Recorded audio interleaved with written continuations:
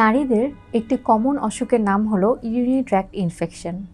গবেষণায় দেখা গেছে প্রতি দুজনে একজন নারী এবং পুরুষদের মধ্যে প্রতি 10 জনে একজন জীবনে কখনো না কখনো ইউরিনারি ট্র্যাক্ট ইনফেকশন সমস্যায় ভুগেছেন। আসুন আজকে আমরা আমাদের এই ভিডিওতে ইউটিআই এর কমন সিমটমস, রিস্ক ফ্যাক্টরস এবং বাসায় বসে কিভাবে চিকিৎসা নিতে পারেন সে ব্যাপারে কিছু ডিসকাস করি। প্রথমে আসি উপসর্গ নিয়ে। সবচেয়ে কমন যে উপসর্গ রোগীরা আমাদেরকে বলে থাকেন সেটা হলো বার্নিং মিকচুরেশন। তার মানে হলো আপনি যখন মূত্র ত্যাগ করবেন তখন অসম্ভব জ্বালাপোড়া অথবা বার্নিং সেন্সেশন হয়। 2, ফ্রিকোয়েন্সি, বারবার বাথরুমে যাওয়ার সেন্সেশনটা ফিল করে পেশেন্ট। এরপর হলো আর্জেন্সি। আর্জেন্সি মানে হলো হঠাৎ করে বাথরুম চেপে ধরে এবং মনে হয় এখনই বাথরুম হয়ে যাবে, এটাকে আমরা বলে থাকি urgency. 4, feeling of incomplete voiding. আপনি হয়তো বাথরুমে গেলেন, আসার পর মনে হচ্ছে আপনার পুরোপুরি ইউরিনেশনটা হয়নি, আবার যেতে ইচ্ছে করে, সেটাকে বলা হয়ে থাকে ফিলিং অফ ইনকমপ্লিট ভয়েডিং। এছাড়া তলপেটে ব্যথা, জ্বর, এমনকি বমি বমি ভাব, ইভেন বমিও হতে পারে। এবার আসেন আমরা দেখি কী কী রিস্ক ফ্যাক্টরস আছে যেগুলোর জন্য আমাদের ইউটিআইয়ের সম্ভাবনা বেড়ে যায়। প্রথমে বলছিলাম যে নারীদের ইউটিআই হওয়ার সম্ভাবনা বেশি, কারণ নারীদের মূত্রনালীর সাইজটা পুরুষদের তুলনায় কম্পারেটিভলি ছোট এবং মলদ্বারে খুব ক্লোজ প্রক্সিমিটিতে থাকায় ইউটিআই হওয়ার সম্ভাবনা বেশি। এছাড়া যারা মেনোপজে আছেন তাদের ইউটিআই সম্ভাবনা বেড়ে যায়। প্রেগনেন্ট মা যারা আছেন তাদেরও ইউরিন ইনফেকশন বেশি হয়ে থাকে এবং এক্ষেত্রে আমরা খুবই এই ব্যাপারে জোর দিই, কারণ মাদের ক্ষেত্রে যদি ইউরিন ইনফেকশন হয় সেক্ষেত্রে সময়ের আগে গর্ভপাত হওয়ার একটা সম্ভাবনা থেকে যায়। এছাড়া একটা মেয়ের বিয়ের পরে ইউরিন ইনফেকশন হওয়ার সম্ভাবনা বেড়ে যায়, একে আমরা বলে হয় হানিমুন সিস্টাইটিস। সো যৌন মিলনও একটা important risk factors for UTI. এছাড়া শিশু যারা আছে তাদের যদি আমাদের কিডনি অথবা ইউরিনারি ট্র্যাক্টে কোথাও ডেভেলপমেন্টাল কোনো অ্যাবনর্মালিটি থেকে থাকে সেক্ষেত্রে বারবার ইউরিন ইনফেকশন হয়। বয়স হয়ে গেলে ছেলেদের প্রোস্টেট বড় হয়ে যায়, অথবা আমাদের ইউরিন ট্র্যাক্টে কোথাও স্টোন অথবা কোনো গ্রোথের যদি কোনো অবস্ট্রাকশন থেকে থাকে সেক্ষেত্রে ইউরিন ইনফেকশন বারবার হতে পারে। এছাড়া ডায়াবেটিক পেশেন্ট এবং যারা কোনো ওষুধ খাচ্ছেন যার জন্য শরীরের রোগ প্রতিরোধ ক্ষমতা কমে গেছে তাদেরও বারবার ইউটিআই হয়ে থাকে। এবার আসি, আমরা যখন একটা পেশেন্টকে ইউটিআই সাসপেক্ট করি তখন আমরা কী কী ইনভেস্টিগেশনস দিই।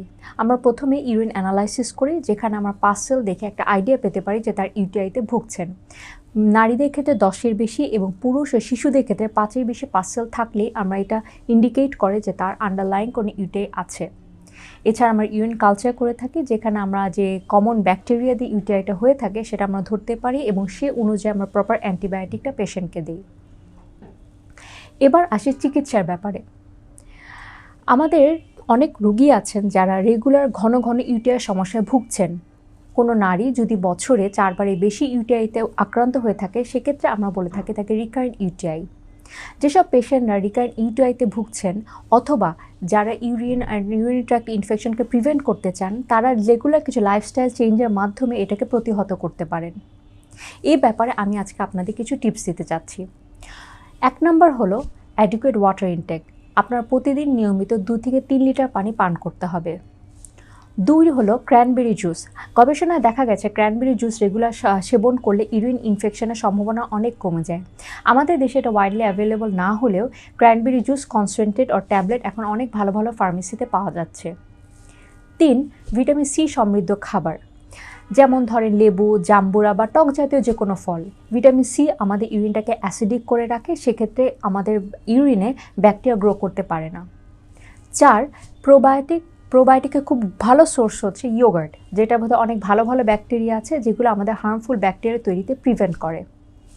5, রেগুলার এমপ্টিং অফ দ্য ব্লাডার। এর মানে হলো আপনার যখনই পেশাব করার বা প্রস্রাবের অনুভূতি হবে আপনি সাথে সাথে বাথরুমে যাবেন, আপনি আটকিয়ে রাখবেন না। কারণ আমাদের নারীরা দেখা যাচ্ছে অনেক সময় কাজের জন্য অথবা বাসার বাইরে গেলে হয়তো বাথরুমে যেতে চাচ্ছেন না এবং তখন কোনো কারণে ইউরিনেশনটা ঠিকমতো না করলে ইউরিন ইনফেকশনের সম্ভাবনা বেড়ে যায়।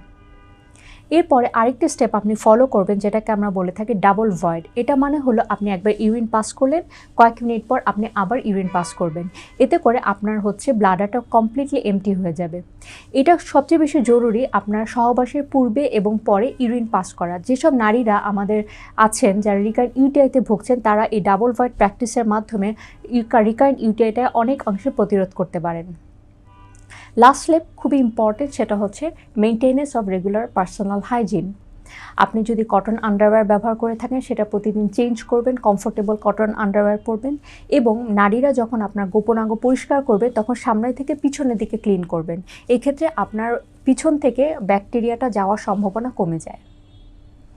ইউরিন ইনফেকশন আমাদের রেগুলার ট্রিটমেন্ট এবং প্রতিহত করাটা খুবই জরুরি, কারণ যেসব পেশেন্টরা আমাদের রিকার্ড ইউটিআইতে ভুগছেন তাদের একটা সম্ভাবনা থেকে যায় যে বারবার ইনফেকশনের মাধ্যমে কিডনি ড্যামেজ হওয়া, এমনকি এই ইনফেকশনটা ব্লাডে ছড়িয়ে গিয়ে নানা রকম কমপ্লিকেশন ডেভেলপ করতে পারে।